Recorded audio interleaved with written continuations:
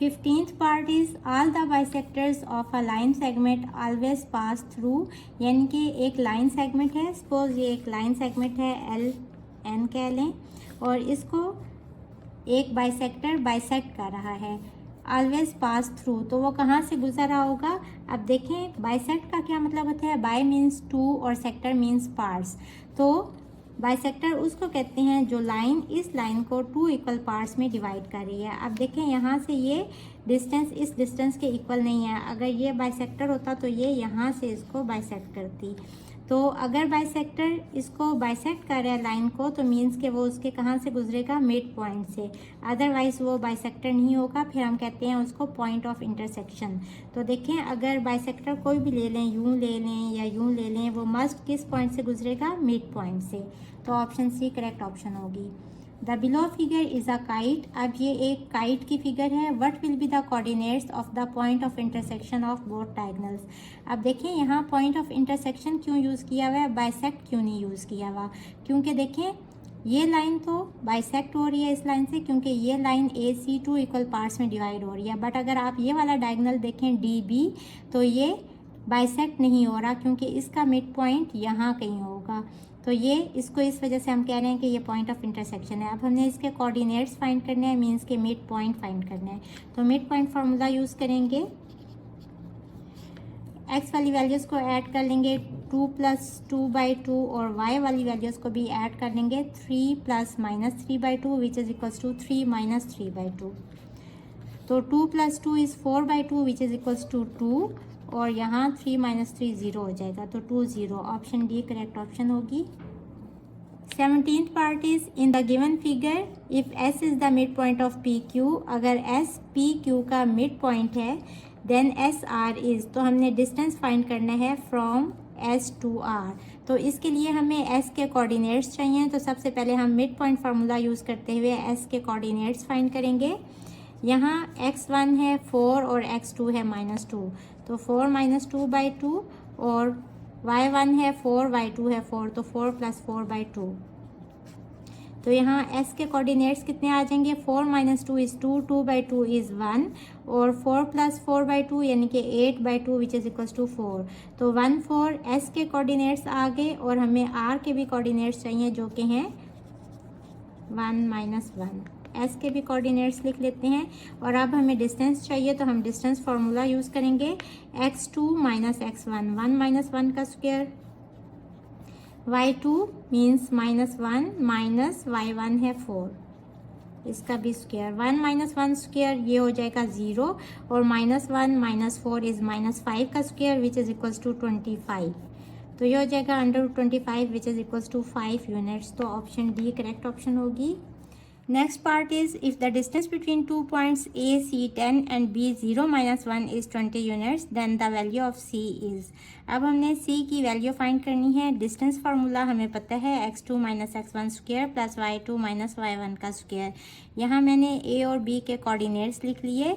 अब डिस्टेंस उन्होंने हमें कितना दिया हुआ है, 20 यूनिट्स, यानी कि ये जो डिस्टेंस है ओवरऑल A B ये कितने हैं, 20 यूनिट्स। और यहाँ हम इनकी वैल्यूज़ लगा देंगे। x2 है 0 और x1 है c, तो 0 - c का स्क्वायर, और प्लस y2 है -1 और y1 है 10, तो ये हो जाएगा -1 - 10 का स्क्वायर। ये हो जाएगा -c का जब स्क्वायर लेंगे तो c स्क्वायर, और यहाँ -1 - 10 इज़ -11 का स्क्वायर। ये हो जाएगा c स्क्वायर प्लस 121। अब हमें c की वैल्यू चाहिए, तो हम दोनों साइडों पे स्क्वायर रूट ले लेंगे ताकि अंडर रूट ख़त्म हो जाए। यहाँ स्क्वायर रूट से कट जाएगा, तो रह जाएगा c स्क्वायर प्लस 121, और यहाँ 20 का स्क्वायर लेंगे तो आ जाएगा 400। अब हमें वैल्यू चाहिए c की, तो हम 121 को यहाँ ले आएंगे, 400 - 121 इक्वल्स टू c स्क्वायर। यहाँ से c स्क्वायर इक्वल आ जाएगा 400 - 121 इज़ 279। इसका एलसीएम ले लें, 3 के टेबल पे जाएगा, 3 9 ज़ा 27, 3 3 ज़ा 9, 3 3 ज़ा 9, 3 1 ज़ा 3। तो हम इसको लिख सकते हैं 3 स्क्वायर इंटू 31। अब यहाँ है सी स्क्वायर, तो स्क्वायर ख़त्म करने के लिए हम दोनों तरफ अंडर रूट ले लेंगे। यहाँ स्क्वायर रूट से कट जाएगा, सी रह जाएगा, और यहाँ जब इसका स्क्वायर रूट लेंगे तो ये 3 बाहर आ जाएगा और अंडर रूट 31 साथ आ जाएगा। तो सी की वैल्यू आ गई 3 under root 31। So option B is the correct option. The length of the hypotenuse of triangle XYZ whose vertices are 7 4 7 1 and -3 is। अब हमने हाइपोटेन्यूज की लेंथ फाइंड करनी है। अब सबसे पहले इन तीनों वर्टिसेस को अरेंज करके लिख लें। यहाँ सबसे छोटा ये वाला वर्टिस है, तो इसको हम कह लेंगे पॉइंट ए और इसके कोऑर्डिनेट्स है -3 1।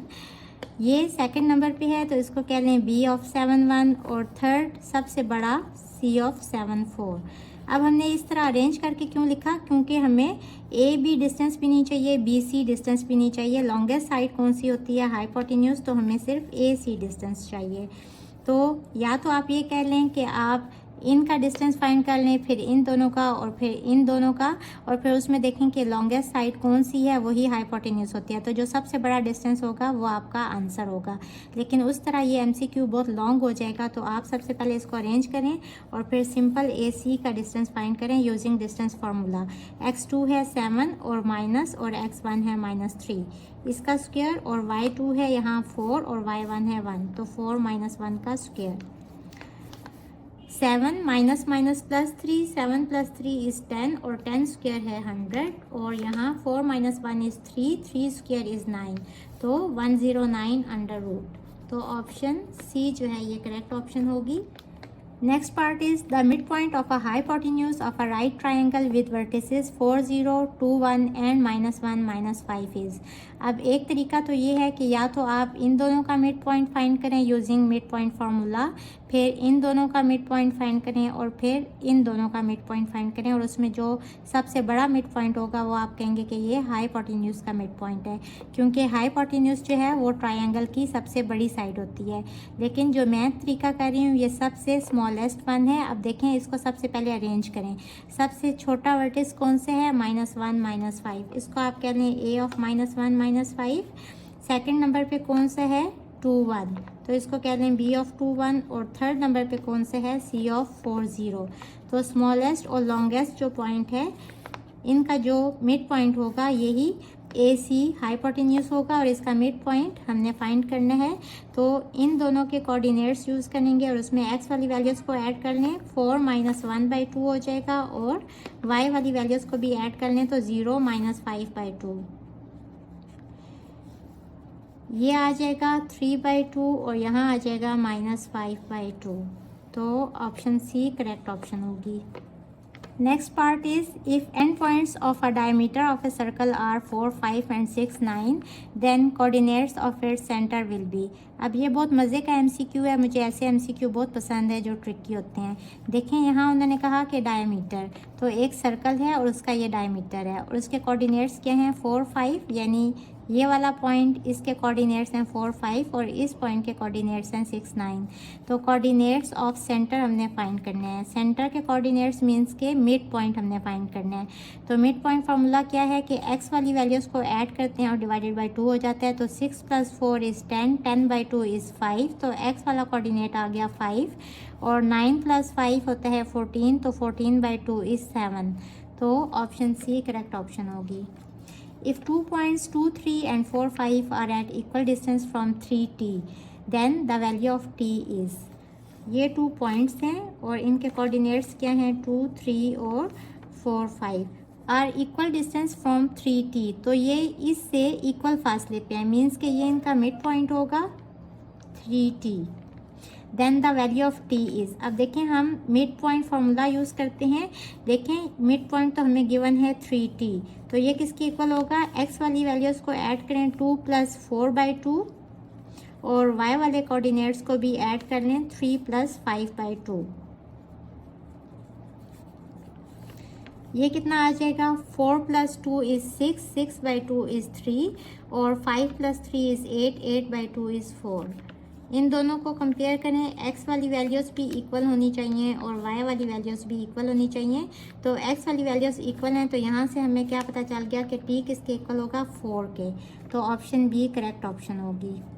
इसका 23rd पार्ट है, a point P of x y is at equal distance from both the axis. अगर पॉइंट P जो है ये दोनों एक्सिस से इक्वल डिस्टेंस पे है, तो सबसे पहले एक्सिस ड्रॉ कर लेते हैं। And lies in the third quadrant, ये है फर्स्ट क्वाड्रेंट, ये है सेकंड, ये है थर्ड। तो P पॉइंट यहाँ कहीं लाई कर रहा है थर्ड क्वाड्रेंट में। If it is at a distance of 4 units फ्रॉम y एक्सिस, अब y यहाँ ये वाला एक्सिस है, थर्ड क्वाड्रेंट में यहाँ y की वैल्यूज़ होती हैं नेगेटिव।